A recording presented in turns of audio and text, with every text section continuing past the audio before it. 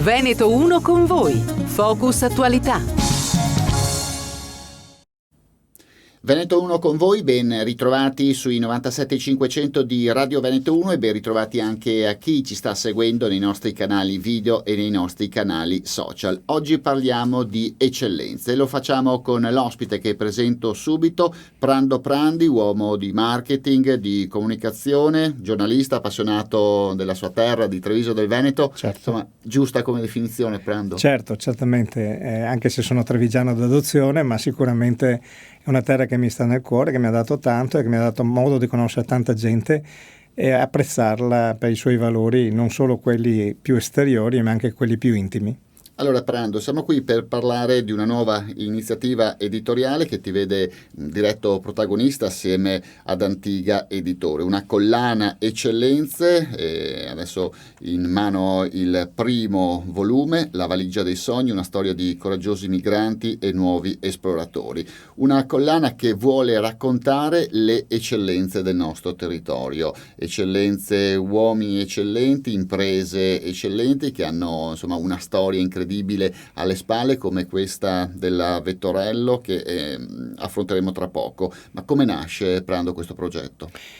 Ma nasce sulla scia di un mio primo libro in questo ambito, perché io vengo dall'ambito sportivo, quindi forse impropriamente mi sono messo a scrivere anche di aziende, di economia e così via.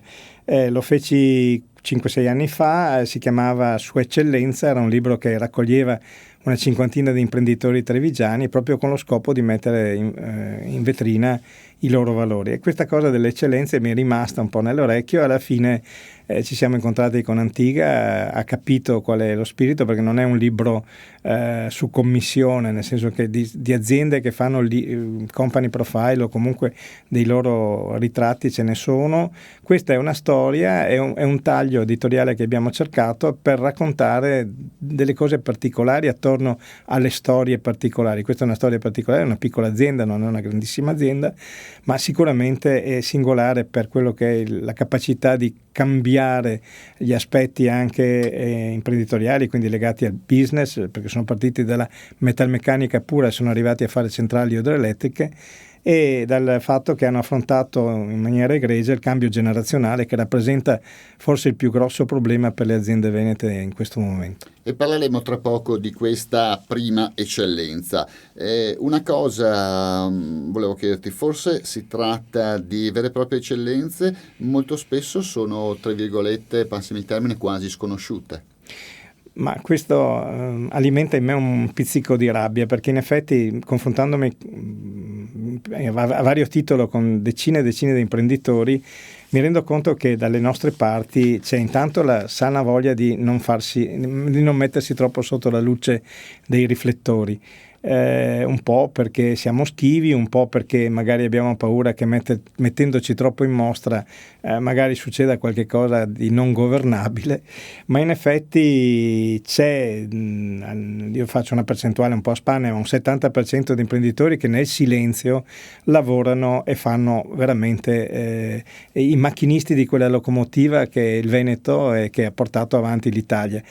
La realtà è che poi non hanno magari capacità di imporsi a livello di rapporti nella politica, avere di più, pretendere di più, perché in effetti noi credo, con la scusa che siamo sempre stati considerati un po' dei polentoni, siamo stati messi lì tranquilli, lavorate, pagate le tasse, va bene, ma ci sono storie bellissime di uomini che hanno molto molto sacrificato, e questo metterli in luce per me è portar loro rispetto, perché ho vissuto 40 anni in azienda, la vita aziendale, so che comunque far fronte a degli stipendi, a degli impegni con delle famiglie e tener duro anche nei momenti difficili è una cosa che merita pieno rispetto. Senti, tu hai detto ci sono storie che vale la pena raccontare. Un'eccellenza imprenditoriale deve essere raccontata, forse anche visti i tempi, al di là dei numeri, quindi senza per forza fare riferimenti a fatturati, bilanci, numeri di dipendenti, ma tirar fuori le storie, le passioni anche di chi è il capitano, tra virgolette, di questa impresa. Sì, io posso dire che nell'approcciarmi a questo progetto ho chiarito subito che avrei scritto solo di chi mi dava il gusto di scrivere, nel senso che in questo caso ho intercettato due imprenditori, fratello e sorella, Domenico e Sonia Vettorello, che veramente incarnano una mentalità, un modo di essere che va al di là di quello che è la proporzione del loro fatturato, della loro azienda. È un'azienda di 25 dipendenti che a Casale sul Sile si è fatta largo in mille difficoltà a cavallo di tanti anni.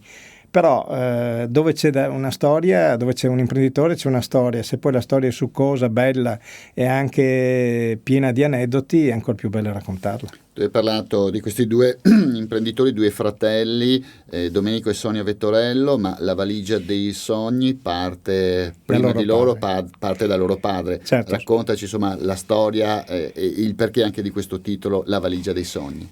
Beh, la valigia dei sogni è esattamente quella in copertina, è la valigia di Luigi Vettorello, non è un'immagine, una bank image, è proprio la valigia con cui Luigi Vettorello tanti e tanti anni fa prese qualche cosa delle sue cose e decise di andare in Sud America per tentare fortuna e per lavorare per un'azienda che faceva grandi commesse tipo in pregilo, tanto per capirci. E lui era un operaio specializzato in metalmeccanica, quindi aveva il compito di seguire come ufficio tecnico questi grandi. Lui ha contribuito alla costruzione per esempio dell'aeroporto di Fiumicino, e lì ha trovato mamma Silvana e la mamma di Domenico e Sonia, e si sono innamorati mentre lui lavorava a Fiumicino all'aeroporto. Ecco, per dire, poi decise di tornare, di chiudere la sua lunga parentesi di quasi 15 anni all'estero, lontano da casa, i Natali, le estati, in condizioni anche molto difficili, perché lui è stato in Abissinia, è stato in Sud America con temperature per quel genere di lavoro anche molto molto elevate, per cui ha patito anche fisicamente, credo. Mi è stato raccontato da Sonia che ovviamente quando tornava a Casale gli sembrava di essere in paradiso.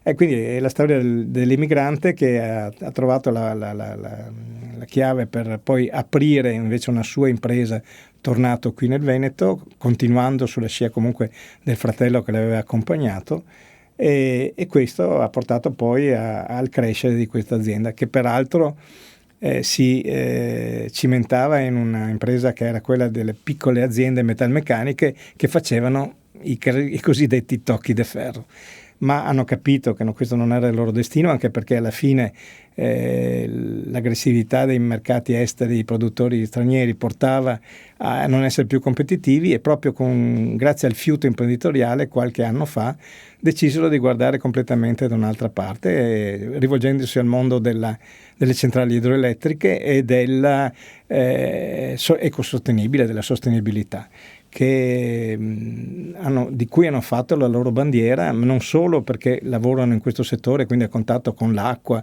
con la natura, con lo sfruttamento dell'energia, ma anche come stile di impresa, perché comunque si adottano tutta una serie di cose che sono veramente ecosostenibili. Quindi è un'azienda che negli ultimi anni, che sono stati anche poi gli anni della crisi, insomma, generale, ha saputo anche resistere cambiando fondamentalmente. Immagino che anche questo cambiamento venga raccontato in questo volume. Sì, certo.